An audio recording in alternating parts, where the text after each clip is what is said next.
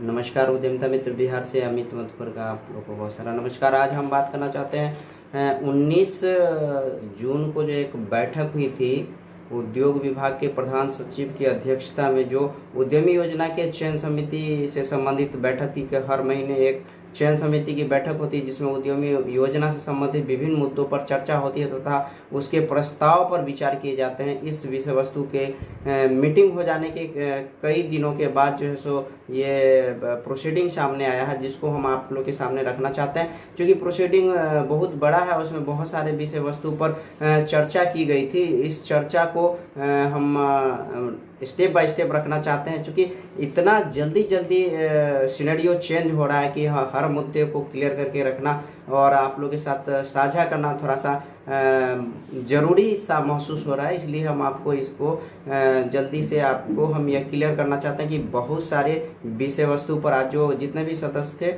वो लगभग उपस्थित थे। इसमें 2-3 मुद्दे पर विशेष रूप से बातचीत हुई है, जिसमें आज आपको हम बता देते हैं कि 102 परियोजना पहले सूची में थी, उसमें से 48 को छोड़ के और बाकी के सारे प्रोजेक्ट को विलोपित कर दिया गया था। उसके पीछे बिहार के सभी महाप्रबंधकों के बीच में एक कमेटी बनी थी, जिसमें यह तय किया गया था कि एक विचार लिया गया था, एक महाप्रबंधक से उस प्रोजेक्ट से संबंधित जो फीडबैक लिया गया था, जो जिला स्तर पर एक फीडबैक मांगा गया था जिनके भी इंडस्ट्री लगे थे। उसमें ये था कि जो मैन्युफैक्चरिंग सेक्टर से संबंधित प्रोजेक्ट थे उन सारे प्रोजेक्ट में एम्प्लॉयमेंट जनरेशन का संभावना दिखाई दिया। बाकी के बहुत सारे ऐसे प्रोजेक्ट थे जिसमें गवर्नमेंट का 10 लाख रुपए का निवेश हो रहा था, लेकिन एम्प्लॉयमेंट जनरेशन की बात बिल्कुल ही नहीं दिख रही थी। इसलिए सरकार को महसूस हुआ कि हम ऐसे प्रोजेक्ट पर निवेश क्यों करें जिससे इंडस्ट्रियलाइजेशन की बात हो, स्वरोजगार की बात हो और एम्प्लॉयमेंट जनरेशन नहीं हो रहा, तो सरकार का पैसा बेकार में फालतू जा रहा। इसलिए यह प्रोजेक्ट चेंज होना बिहार के संदर्भ में खासकर वो एंटरप्रेन्योरशिप को डेवलप कर इंडस्ट्रियल एक्टिविटी को बढ़ावा देने के लिए जो जरूरी कदम है उसके लिए बहुत बड़ा कदम माना जाएगा। क्योंकि एक ब्यूटी पार्लर, एक टैक्सी और एक कूलर वगैरह से संबंधित छोटा छोटा जो प्रोजेक्ट था, उन सारे प्रोजेक्ट में बहुत सारा एम्प्लॉयमेंट जनरेशन नहीं हो रहा था। सरकार को एक फीडबैक जो एक दिखना चाहिए एम्प्लॉयमेंट जनरेशन का या फिर उनके रिटर्न होने का, वो इसमें लगभग नहीं के बराबर दिखाई दे रहा था। इसलिए जो महाप्रबंधक स्तर से जो जांच और समीक्षा की गई थी, इसमें पाया गया था कि 48 ही एक ऐसे परियोजना है जिसमें हम एम्प्लॉयमेंट जनरेशन कर सकते हैं, जिससे यहाँ पर इंडस्ट्री खड़ी होगी और मैक्सिमम लोग उसमें एम्प्लॉयमेंट पाएंगे। इसलिए 102 से 48 प्रोजेक्ट को ही नामित किया गया है। उसमें पीछे दिन 49 प्रोजेक्ट का एक लिस्ट आया था, वो बाय डिफॉल्ट गलती से इसमें जो है सो एग्रीकल्चर इक्विपमेंट मैन्युफैक्चरिंग का जो यूनिट है उसका 2 बार इसमें एंट्री हो गया था। गलती से पीछे दिन 49 प्रोजेक्ट की चर्चा हो रही थी, एक्चुअल में वो 48 प्रोजेक्ट ही, एक प्रोजेक्ट मिसिंग था। उसमें 48 प्रोजेक्ट है और वो उसमें गलती से एक प्रोजेक्ट चला गया था। पीछे दिन हमारे वीडियो और सभी मीडिया चैनल में भी हमने मीडिया में देखा था, सोशल मीडिया पे, कि वो 49 लिस्ट बता रहा था, लेकिन मैंने उसको छांटने के बाद मुझे लगा क्या कि एक परियोजना 2 बार उसमें एंट्री हो गई थी, इस वजह से वो 49 दिख रहा था। और सरकार का एक नया पॉलिसी है, उस पर भी चर्चा हुआ था। इसमें था कि टेक्सटाइल और लेदर पॉलिसी, जो बिहार सरकार की एक नई पॉलिसी आई है, जिसमें बहुत सारे अनुदान के साथ इंडस्ट्री में स्वरोजगार की और एम्प्लॉयमेंट जनरेशन की बहुत बड़ी संभावना और बहुत सारे लोग को एक साथ एम्प्लॉयमेंट दिया जा सकता है। जो इस योजना में उसको लेके उद्यमी योजना पर विशेष फोकस किया गया।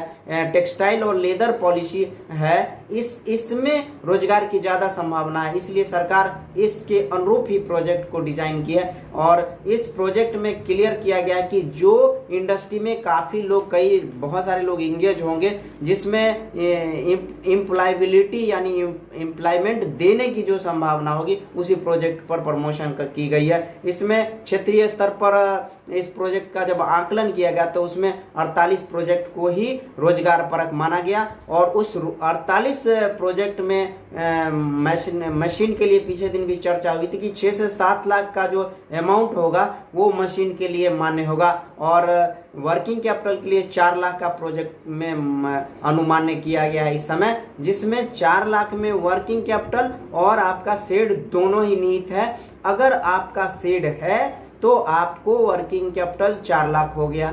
अगर मान लेते हैं शेड नहीं है तो आप शेड बनाने के लिए 2.5 लाख रुपए या जो भी अमाउंट होता है, इसमें फिक्स नहीं है कि 2.5 लाख रुपए ही, कोई जो भी अमाउंट होगा वो अमाउंट लगा के आप शेड बना सकते हैं। और शेड बनाने के लिए जो प्रक्रिया है वो आपको डीपीआर में दर्शाना होगा। दूसरी बात है कि ये 48 जो प्रोजेक्ट हैं उन सभी को रोजगार परक के हिसाब से दिया गया, उसमें मशीन टूल्स भी क्लियर कर दिया गया। 48 के अंदर ही किसी का अप्लाई हो सकता है। इसके लिए डीपीआर जो है सो गवर्नमेंट खुद ही बना रही है। जो 6 लाख का है उसमें मशीन टूल्स और उसका रेट का जो डीपीआर पीछे दिन कोटेशन की तरह हम डालते थे वो ऑलरेडी गवर्नमेंट पहले ही फिक्स कर दिया है। आपको डीपीआर जो साइन करना है या डीपीआर में जो अमेंडमेंट की बातें हैं वो 4 लाख रुपए की है। 6 लाख अगर 10 लाख रुपए का आपका मानते हैं प्रोजेक्ट है, मान लेते हैं कोई प्रोजेक्ट आपका 10 लाख का है और 6 लाख मशीन टूल्स के लिए गवर्नमेंट ने ही फिक्स कर दिया,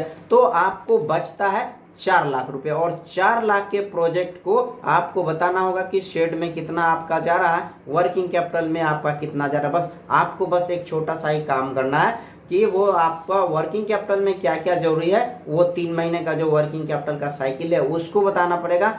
और शेड के लिए अगर एक्सपेंसेस है तो ठीक है, नहीं तो वो टोटल 4 लाख रुपया आपके वर्किंग कैपिटल के लिए होंगे। अगर शेड है तो ठीक है, नहीं है तो बनाया जा सकता है। और लेकिन जब शेड बनाएंगे तो वर्किंग कैपिटल का अमाउंट घट जाएगा। ऐसे भी नॉर्मल प्रोजेक्ट में 60+40 का रेशियो दिया जाता है।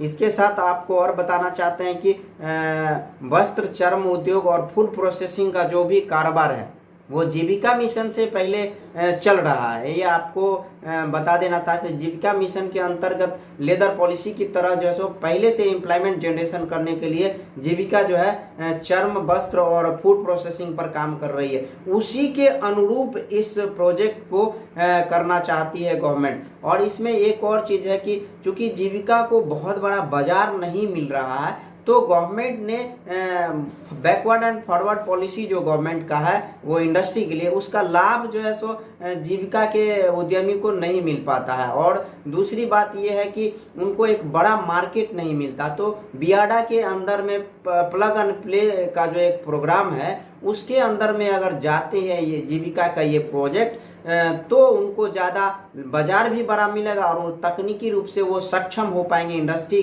करने के लिए। इसलिए जीविका को भी इसमें इस बार इन्वॉल्व करने का प्रावधान लग रहा है जो प्रोसीडिंग में हम अभी देख पा रहे हैं। तो इसके हिसाब से हम चाहते हैं कि इंडस्ट्रियलाइजेशन की जो बातें हैं वो बहुत जोर पकड़ रही है और वो चीज़ें ही हो रही है जो बार बार हमारे मुंह से निकल रहा है कि किसी तरह इंडस्ट्री लगे हुए, इंडस्ट्रियलाइजेशन के लिए जो काम होना चाहिए राज्य स्तर पर, उस पर कुछ न कुछ काम की शुरुआत लगभग दिखाई पड़ रही है। और यही चीज है कि जो अपने फंड को डाइवर्शन करना चाहते हैं, जो अपने काम नहीं करके पैसे लेने की मंशा रखते हैं, उनको इस प्रोजेक्ट के चेंज होने से तकलीफ हो सकता है। लेकिन तकलीफ की कोई बात नहीं है। अगर बिहार में राज्य स्तर पर नीति निर्धारण का काम जब होता है तो किसी खास व्यक्ति या खास व्यक्ति के माइंडसेट से किसी इंडस्ट्रियल पॉलिसी को नहीं लाया जा सकता और न ही बिहार का विकास की हमारी सोच विकसित हो सकती है। अगर हम ब्रॉड स्तर पर सोचते हैं तो हम समझते हैं बिहार के समग्र विकास में इंडस्ट्रियलाइजेशन का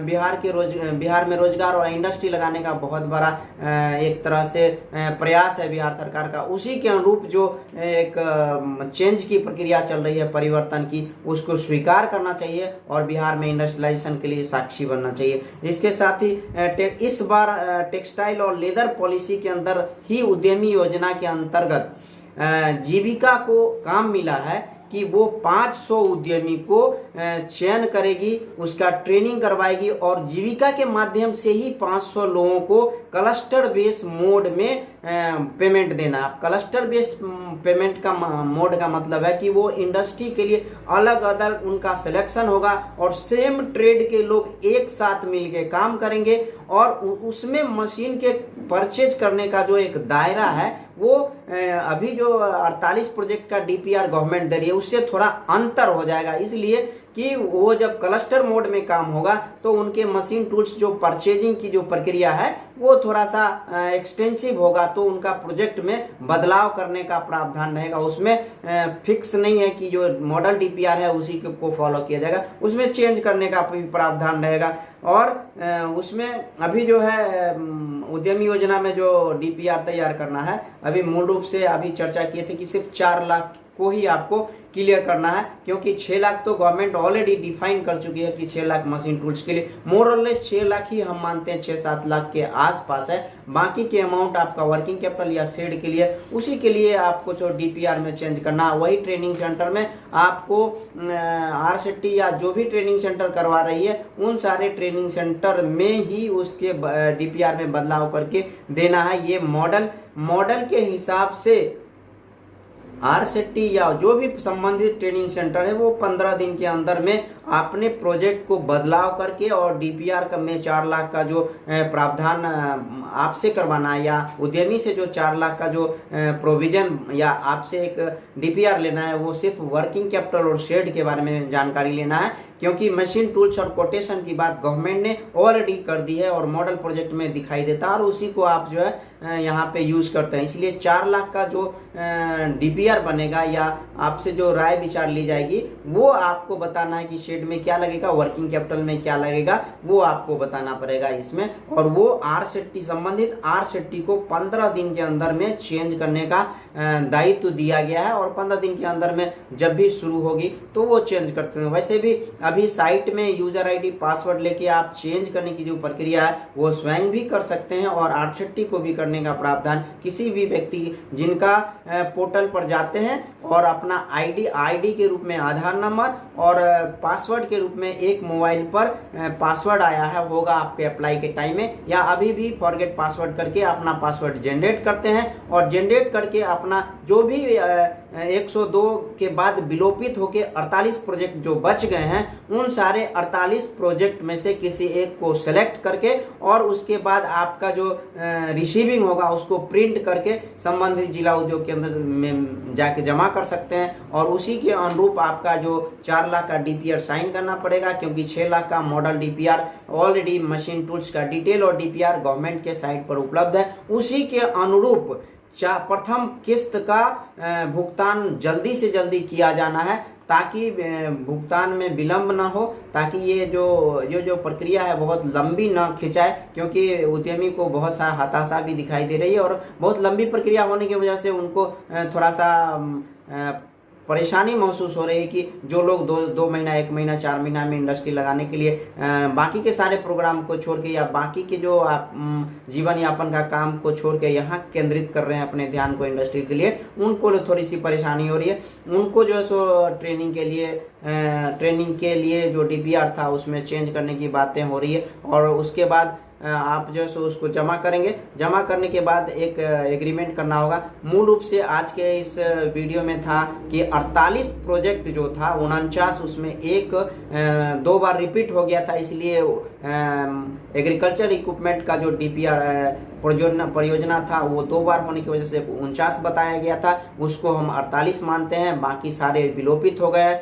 उसको आप डीपीआर में जब चेंज होगा तो आप अपने यूजर आईडी पासवर्ड से लॉगिन करें और लॉगिन करने के बाद वहाँ पे राइट साइड में लेफ्ट साइड में वो जो दूसरा नंबर में बटन होगा परियोजना का बदलाव, उस पर क्लिक करेंगे और जो भी परियोजना का बदलाव उसमें चाहते हैं उस पर आप क्लिक कर देंगे तो और सेव कर देंगे, आपका जो है सो परियोजना बदल जाएगा और उसके बाद एक रिसीविंग निकाल लेंगे, जो कि अप्लाई करते समय जो है सो आपको 10 पन्ना का पेज निकला था, उस तरह का पेज निकालेंगे तो उसमें चेंज होके प्रोजेक्ट आपको अब मिलेगा। वही के हिसाब से आपका डीपीआर तो ऑलरेडी गवर्नमेंट आधा बना ही दी है, 4 लाख बनाना, यही के आधार पर आपका पेमेंट की प्रक्रिया। हाँ, जिनका प्रथम किस्त मिल चुका है या डीपीआर सैंक्शन होने के बाद, पीछे वीडियो में भी मैंने बताया, डीपीआर जिनका सैंक्शन हो गया और प्रथम किस्त मिल चुका है, उनको छोड़ के बाकी के सारे लोगों को अभी के हिसाब से यानी 48 प्रोजेक्ट की सूची में से किसी एक को चयन करना ही पड़ेगा। और जिनका पेमेंट प्रथम किस्त हो गया वो पूर्व की योजना के हिसाब से लाभ पाएंगे। और नए उद्यमी के लिए जिनका डीपीआर सैंक्शन नहीं हुआ है, पेमेंट नहीं हुआ है, वो उनको सभी को अभी चेंज करना पड़ेगा। इस वीडियो को हम जो और ज़्यादा बड़ा नहीं करना चाहते हैं, क्योंकि इसके कई पार्ट्स बन चुके हैं और ये पूरा कोमुलेटेड होके बना हुआ है। इस वीडियो को हम यहीं पर रखना चाहते हैं, बहुत बड़ा भी हो गया है। बिहार में इंडस्ट्रियलाइजेशन के लिए जो धीरे धीरे स्टेप हो रहा है, वो मैन्युफैक्चरिंग के लिए जो चल रहा है, वो बहुत बड़ा स्कोप है। आप उसके साक्षी बने, आप उसके वाहक बने, बिहार में इंडस्ट्रियलाइजेशन हो, और आपकी ज़रूरत है अभी। और आने वाले 10 साल में आपको इंडस्ट्री लगाने के लिए सोचना पड़ेगा। जब सारे युवा सजग होकर काम करना शुरू कर देंगे तो आपको अभी जो भी चीज़ सोच रहे हैं वो भी करने का नहीं मिलेगा। इसलिए आपको स्ट्रेस लेने की जरूरत नहीं है, इंडस्ट्रियलाइजेशन के लिए काम कीजिए। हम आपके उज्जवल भविष्य की कामना करते हैं। इस वीडियो को यहीं तक रखते हैं। नमस्कार, जय हिंद।